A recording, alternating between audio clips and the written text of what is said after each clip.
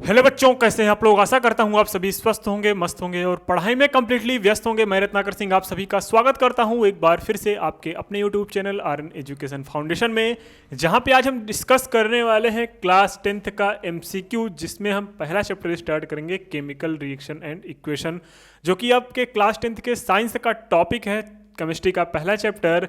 इसमें हम सिर्फ डिस्कस करेंगे डेली 10-10 कितने क्वेश्चंस की प्रैक्टिस है, 110 ऑन 10 सीरीज चलेगी। मतलब इसमें 10 एमसीक्यूज की प्रैक्टिस की जाएगी, चैप्टर वाइज की जाएगी। आपको टेंशन लेने की जरूरत नहीं है। आपको एग्जाम में जो क्वेश्चंस आएंगे वो यहीं से आएंगे, ये मेरी गारंटी है। ठीक है, चलिए स्टार्ट करते हैं बिना टाइम वेस्ट के भी अपना क्या टॉपिक, जिसका नाम है केमिकल रिएक्शन एंड इक्वेशन। और आपके सामने रहा ये पहला सवाल।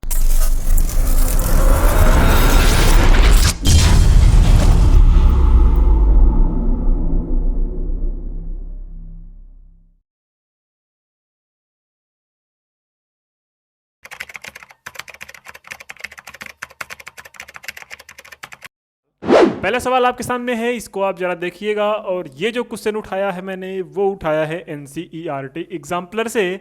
और एनसीईआरटी एग्जाम्पलर अगर आप एक बारी कर ले गए तो एग्जाम में कोई भी दिक्कत नहीं होने वाली, क्योंकि एग्जामिनर जो क्वेश्चन उठाता है वो वहीं से उठाता है। ठीक है, तो देखिएगा क्वेश्चन क्या है। Which of the following is not a physical change. इसमें से कौन सा जो ऑप्शन है वो फिजिकल चेंज नहीं शो कर रहा है, हमें यही देखना है। कैसे देखोगे, सबसे पहला पढ़ोगे boiling of water to give a water vapour, ये तो पक्का फिजिकल चेंज है। Melting of ice to give a water, यहां पे स्टेट चेंज हो रहे हैं तो फिजिकल चेंज जरूर है। Dissolution of salt in water, ये भी फिजिकल चेंज है। कॉम्ब्यूजन ऑफ लिक्विफाइड पेट्रोलियम गैस, हाँ देखो ये स्टेट चेंज है लेकिन इरिवर्सिबल प्रोसेस है। मींस एक बार अगर एलपीजी गैस जल गई, दोबारा उसको हम नहीं फाइंड कर सकते उसी जो जले है उसके गैस भाप से। ठीक है, एक बार ये जल गया तो ये CO2 में कन्वर्ट हो जाता है, तो हम इसको नहीं फिर से फॉर्म कर सकते। तो जो ऑप्शन डी है वो रहा आपका राइट आंसर, जिसका नाम है क्या, जिसका नाम है combustion of a liquefied petroleum gas. चलते हैं नेक्स्ट क्वेश्चन पे। नेक्स्ट क्वेश्चन क्या है, इसको पढ़िएगा और समझने की कोशिश करिएगा। इसका सॉल्यूशन है, जब अगर इसका एक्सप्लेनेशन देखना है तो आपके सामने लिखा है कि combustion is always a chemical change because new compound is a formed after burning and it's reversible. वहाँ पे क्योंकि बर्निंग के बाद न्यू कंपाउंड फॉर्म होता है, इसलिए ये जो क्वेश्चन हुआ देखना। क्वेश्चन नंबर सेकंड क्या है, क्वेश्चन नंबर सेकंड में क्या है, the following reaction is an example of 4NH3 plus 5O2 is equal to 4NO plus 6H2O। ये किसका एग्जाम्पल है, आपके सामने दिया गया है। सबसे पहला डिस्प्लेसमेंट रिएक्शन, क्या ये डिस्प्लेसमेंट रिएक्शन है। सेकंड, क्या ये कॉम्बिनेशन रिएक्शन है। थर्ड, क्या ये रिडॉक्स रिएक्शन है, क्या फिर न्यूट्रलाइजेशन रिएक्शन है। पहला बोल रहा है कि ये डिस्प्लेसमेंट रिएक्शन है और न्यूट्रलाइजेशन रिएक्शन है। ऑप्शन बी है कि ये कॉम्बिनेशन रिएक्शन है कि रिडॉक्स रिएक्शन है, दोनों है। पहला डिस्प्लेसमेंट रिएक्शन है या फिर रिडॉक्स रिएक्शन है, क्या है। ऑप्शन नंबर डी क्या है, मतलब रिडॉक्स रिएक्शन के साथ साथ क्या है, न्यूट्रलाइजेशन रिएक्शन है। तो मैं अगर रिएक्शन के पास चलूँ तो रिएक्शन के पास देखते क्या है, यहाँ पे ऑक्सीजन ऐड हो रहा है तो ऑक्सीडेशन भी है। ठीक है, ऑक्सीडेशन भी है।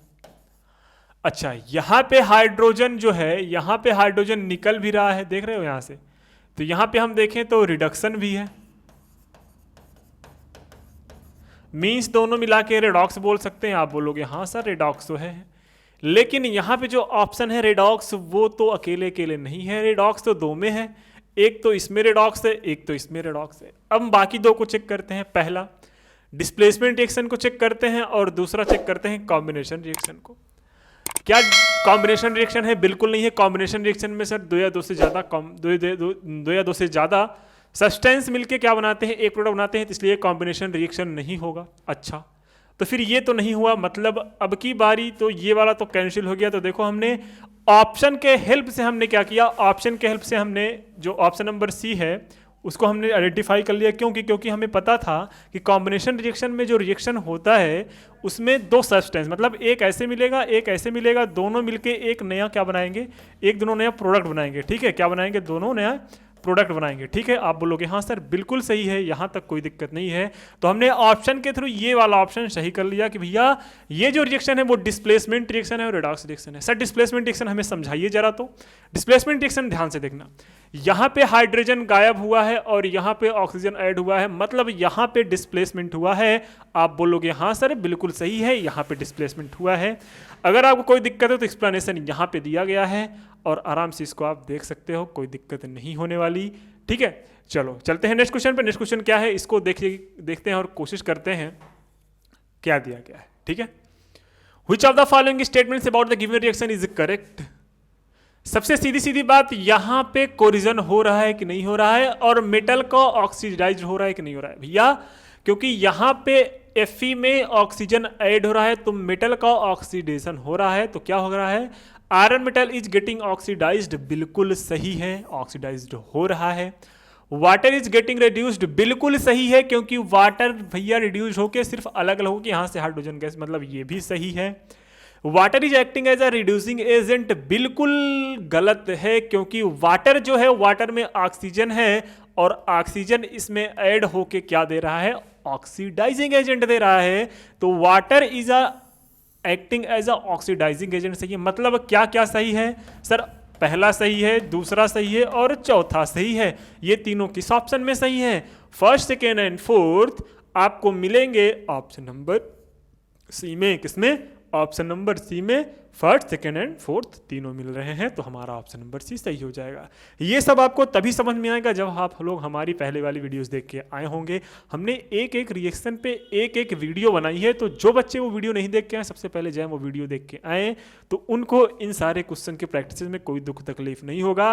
बाकी जिनका कॉन्सेप्ट क्लियर है उनके लिए कोई दिक्कत नहीं होने वाला, बस आप क्वेश्चन की धक्का धक प्रैक्टिस करते चले जाइए। ठीक है, अब क्या है, which of the following are exothermic process. Exothermic मतलब हीट का बाहर निकलना, हीट का बाहर निकलना मींस एक्सोथर्मिक प्रोसेस। तो देखिएगा, सबसे पहले रिएक्शन को पढ़ते हैं। Reaction of water with quicklime, भैया एक्सोथर्मिक तो है ये। डाइल्यूशन ऑफ एन एसिड, भैया एक्सोथर्मिक ये भी है, क्योंकि एसिड को अगर हम डाइल्यूट जब करेंगे तो जिस जार में डाइल्यूट करेंगे वो जार क्या होता है, गर्म हो जाता है, इसलिए वहां पे भी हीट निकला। और reaction of water with quicklime, भैया जब घर में पेंट करने के लिए चूना लेके आते हैं तो उसको जब हम पानी में डालते हैं तो उसमें से बॉइलिंग होने लगती है, मतलब वो बर्तन गर्म हो जाता है जिसमें हम उसको पेस्ट बना रहे होते हैं, फिर लिक्विड बना रहे होते हैं, मतलब वो भी क्या है, वो भी एक एक्सोथर्मिक का प्रोसेस है। इवोपरेशन ऑफ वाटर बिल्कुल सही, क्योंकि भैया ये इंडोथर्मिक है। सब्लिमेशन ऑफ कैम्फर ये भी भैया इंडोथर्मिक है। मतलब यहाँ पे जो रिएक्शन आया फर्स्ट एंड सेकंड, तो फर्स्ट एंड सेकंड मिल रहा है आपका पहला ऑप्शन, जो कि सही है। चलते हैं नेक्स्ट क्वेश्चन पे। नेक्स्ट क्वेश्चन क्या है इसको देखिएगा। 3 beakers labelled as a ABC and containing 25 ml of water, क्या 25 ml ऑफ वाटर, ठीक है, सब में 25 ml ऑफ वाटर मिला है। Taken as a small amount of NaOH anhydrous CuSO4 NaCl were added, मतलब सबसे वाले में NaOH डाला जाता है, फिर CuSO4 डाला जाता है, फिर NaCl डाला जाता है, तीनों में अलग अलग करके were added to the beakers, beakers में ऐड किया जाता है। किस बीकर्स में, beakers A, B and C में रिस्पेक्टिवली, मतलब एक एक करके ऐड किया जा रहा है। क्या बीकर्स में ये सारी चीजें NaOH CuSO4 मतलब कॉपर सल्फेट या sodium chloride and sodium hydroxide को ऐड किया जा रहा है उस वाटर में। तो रिजल्ट क्या है देखा जा रहा है, देखना ध्यान से। It was observe that there was an increase in the temperature, कहां पे टेम्परेचर इंक्रीज हो रहा है, यहां पे एक टेम्परेचर इंक्रीज हो रहा है, किसमें, ऑफ द सॉल्यूशन, सॉल्यूशन में कंटेन इन बीकर, जो बीकर में बना है, बीकर A एंड B। तो बीकर A एंड B का जो टेम्परेचर है वो इंक्रीज हो जा रहा है, और जो बीकर C है, where is beaker C is the temperature of the solution falls, थोड़ा सा टेम्परेचर कम हो जाता है। Which one of the following statements are correct. अच्छा, हीट का, जब हीट प्रोड्यूस हो रही तभी तो भाई गर्म होगा, है ना, जो बर्तन होगा उसी का टेम्परेचर बढ़ेगा। मतलब दो में तो आपका एक्सोथर्मिक प्रोसेस है और एक में इंडोथर्मिक, मतलब इसमें बाहर से हीट, एक में हीट बाहर निकल रही है और एक में हीट निकल नहीं रही है, तो इंडोथर्मिक प्रोसेस। तो option A and B are exothermic process has occurred, बिल्कुल सही है भैया, एक्सोथर्मिक प्रोसेस है। In beakers A and B ये तो बिल्कुल गलत है, क्योंकि भैया हीट हो रहा है। इन beaker C exothermic process has occurred, बिल्कुल गलत है।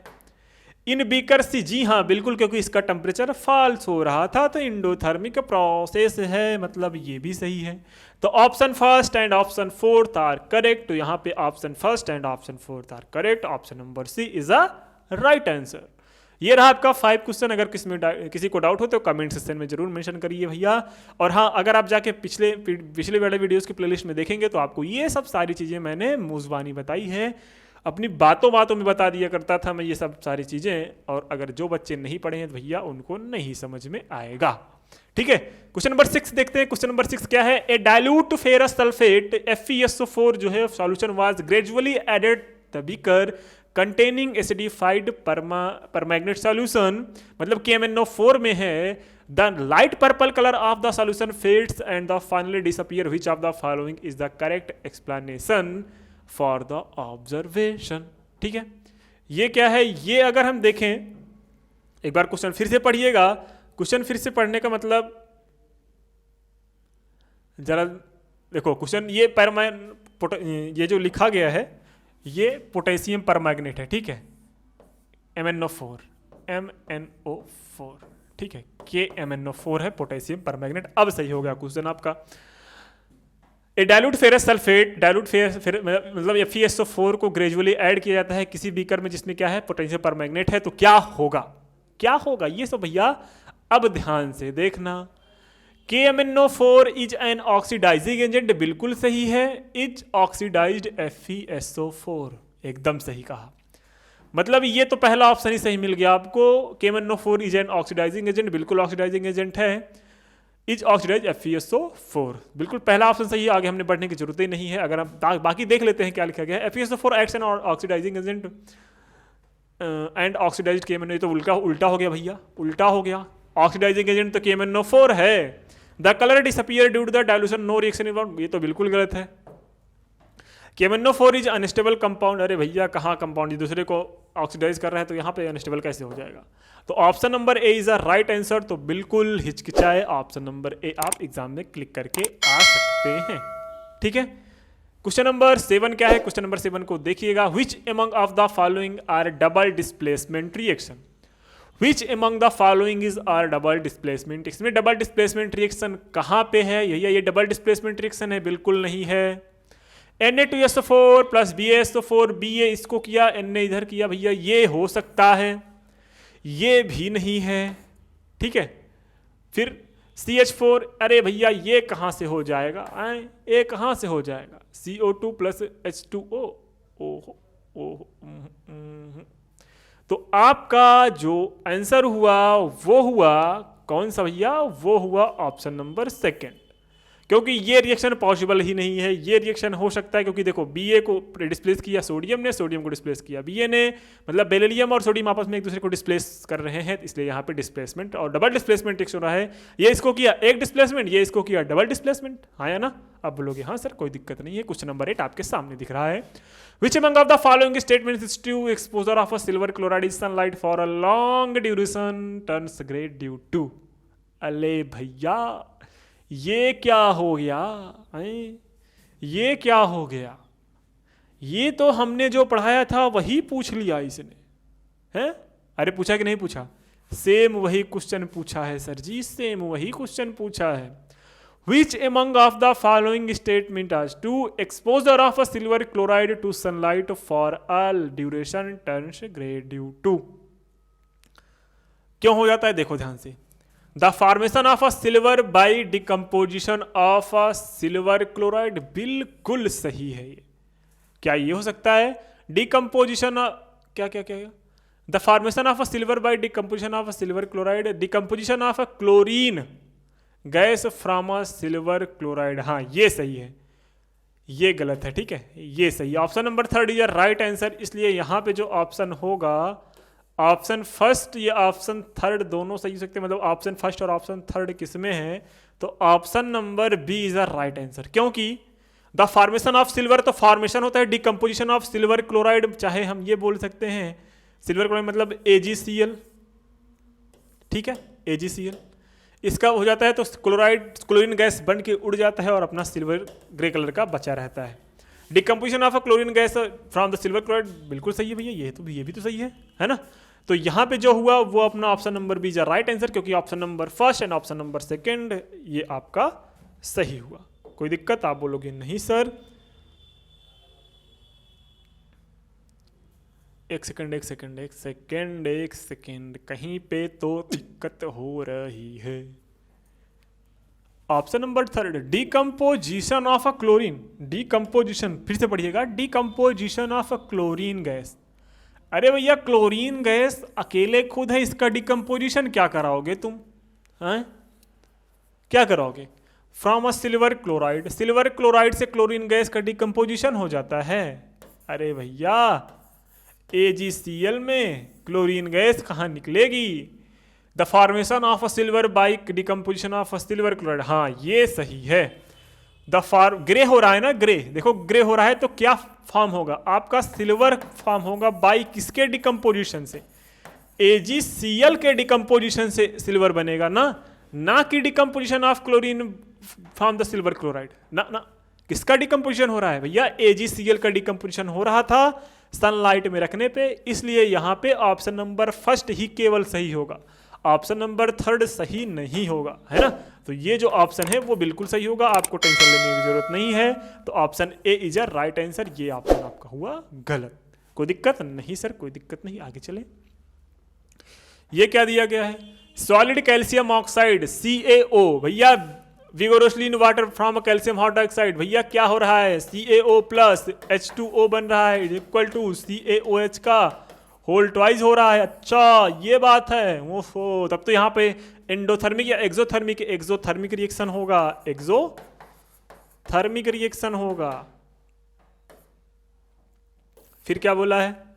तो देखो एक्सोथर्मिक रिएक्शन हमें मिल गया ना, तो ऑप्शन नंबर सेकंड, ठीक है। तो ऑप्शन नंबर सेकंड किसमें है? ऑप्शन नंबर सेकंड इसमें है। ऑप्शन इंडोथर्मिक होगा नहीं तो मतलब ये हो, गलत होगा ऑप्शन नंबर सेकंड। अच्छा थर्ड इसी हिसाब हमारे हिसाब से आ गया, कैसे? क्योंकि भाई जब ऑप्शन नंबर सेकंड इसके अलावा किसी में नहीं, दोनों के अलावा किसी में नहीं था, ये हो नहीं सकता, क्योंकि जो फर्स्ट है वो एक्डोथर्मिक है, ये तो होएगा नहीं। तो हमने एक्सोथर्मिक प्रोसेस से कर किया, ऑप्शन भी क्या कर लिया हमने, चूज कर लिया।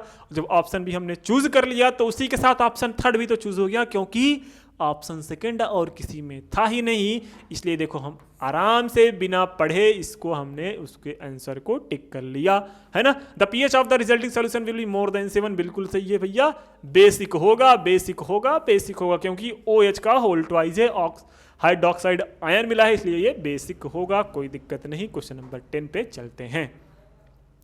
Barium chloride on reacting with ammonium sulphate form barium sulfate and ammonium chloride, which of the following correctly represent the type of the reaction involved? The barium chloride मतलब BaCl2, ammonium sulfate मतलब ammonium sulfate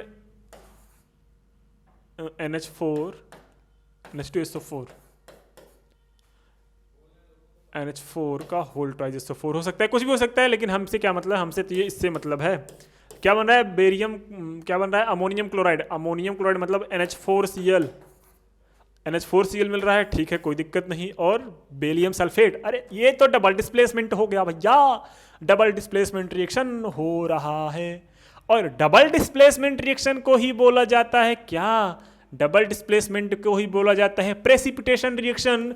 तो अच्छा sir, इसमें हम कौन सा option सही करेंगे? ऑप्शन नंबर 4 सही करेंगे कि ऑप्शन नंबर सेकंड सही करेंगे? भैया ये जो रिएक्शन दिया गया है ना, इसमें होता है प्रेसिपिटेशन। क्या होता है? प्रेसिपिटेशन। आप चेक कर लेना, NCERT के पेज में साफ साफ लिखा है प्रेसिपिटेशन, ठीक है। तो ये आपको हो प्रेसिपिटेशन रिएक्शन, इसलिए हम इसमें ऑप्शन नंबर सेकंड को चूज करेंगे। ये कहना गलत नहीं होगा कि ये displacement reaction, double displacement reaction है, लेकिन उसके साथ साथ प्रेसिपिटेशन भी है। तो यहाँ पे प्रेसिपिटेशन की प्रोबेबिलिटी ज्यादा है, क्योंकि ये एग्जैक्ट क्वेश्चन देके पूछा है। अगर कोई भी रिएक्शन देके पूछता था डबल डिस्प्लेसमेंट, तो भैया हम डबल डिस्प्लेसमेंट, देखो इसके पहले एक एग्जांपल हमने किया है, तो वहाँ पे हम डबल डिस्प्लेसमेंट रिएक्शन को टिक किया था। लेकिन यहाँ पे जो हो रहा है, वहाँ पे ये एक स्पेशल रिएक्शन है, इसमें प्रेसिपिटेट फॉर्म होता है, ठीक है। तो यहाँ पे हम जो reaction, option number second is right answer, इसलिए अब B second only, B option number B जो होगा वो सेकंड ओनली बोला जाएगा, कोई दिक्कत नहीं है। अब आपके सामने एग्जाम ये क्वेश्चन नंबर 11 है, इसको भी कर लेते हैं अगर आपको दिक्कत नहीं हो तो ठीक है, दिक्कत नहीं है। क्वेश्चन नंबर 11 भी कर लेते हैं, शुभ नंबर है ना 11। चलो ठीक है। Electrolysis of water is a decomposition reaction, the mole ratio of the hydrogen and oxygen gases liberated during the electrolysis. भैया जब H2O को तोड़ा जाता है, ठीक है, तो किसमें किसमें निकलता है? तो भैया ये जब निकलता है तो होता है O2 प्लस H2, है ना, यही तो होता है कि H प्लस OH।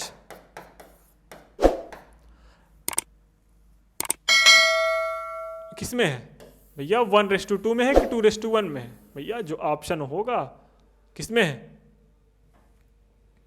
बोल दो भैया, बोल दो, बोलो बोलो बोलो।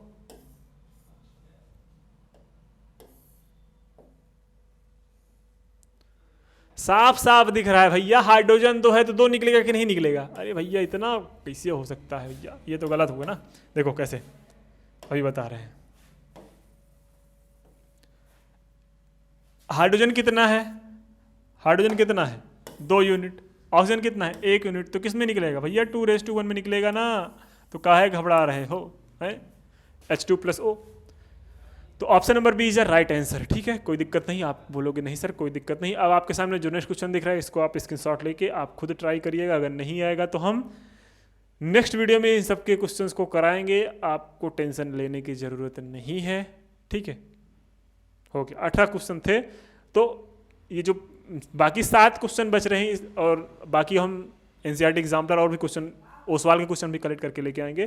तो इसको हम कंप्लीट 20 क्वेश्चन कराएंगे नेक्स्ट वीडियो में। ठीक है, तो अगर वीडियो अच्छी लगी हो भाई तो वीडियो को लाइक जरूर करना, चैनल को, जो बच्चे नए हैं चैनल को सब्सक्राइब जरूर कर लो और अपने दोस्तों के साथ जरूर शेयर करा करो ताकि आगे आने वाली वीडियोस की नोटिफिकेशन आपको मिल सके। और हाँ, बेल आइकन जरूर प्रेस कर लेना भाई। ठीक है, मिलते हैं नेक्स्ट वीडियो में नए क्वेश्चन के साथ, नए प्रैक्टिस के साथ। तब तक के लिए स्वस्थ रहिए, मस्त रहिए और सुरक्षित रहिए। धन्यवाद, जय हिंद।